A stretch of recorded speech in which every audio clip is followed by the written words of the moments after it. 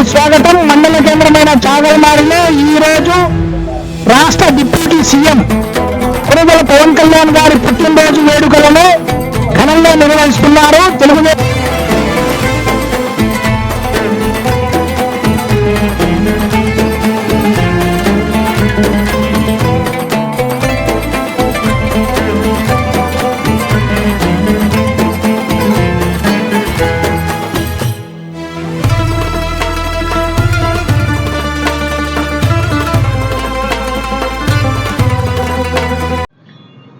ఈరోజు మన ప్రియతమ నాయకుడు ఆంధ్రప్రదేశ్ డిప్యూటీ సీఎం కొణిదెల పవన్ కళ్యాణ్ గారు జన్మదినం జరుపుకోవడం మనందరికీ ఎంతో శుభదాయకం.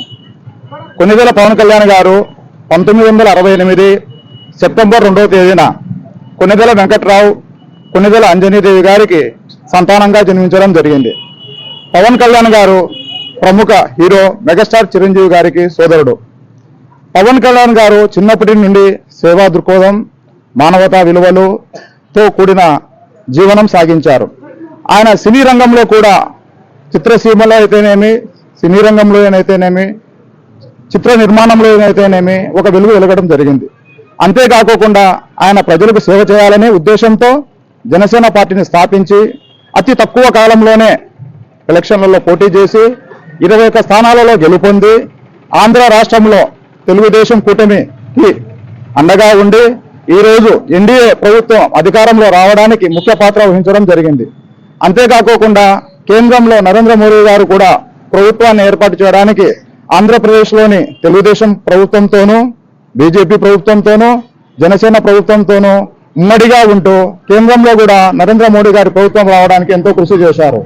ఇక పవన్ కళ్యాణ్ గారి విషయానికి వస్తే ఆయన ప్రజల పట్ల అయితేనేమి, రైతుల పట్ల అయితేనేమి, సినీ రంగం పట్ల అయితేనేమి ఎంతో ఉదారంగా వ్యవహరించారు. ఆయన సినీ రంగంలో సంపాదించిన మొత్తం ధనమంతా కూడా ఉద్దానం కిడ్నీ బాధితుల కోసము మరియు కౌలు రైతుల కోసము, పంటలో నష్టపోయిన రైతుల కోసము తన సర్వస్వాన్ని త్యాగం చేశారు.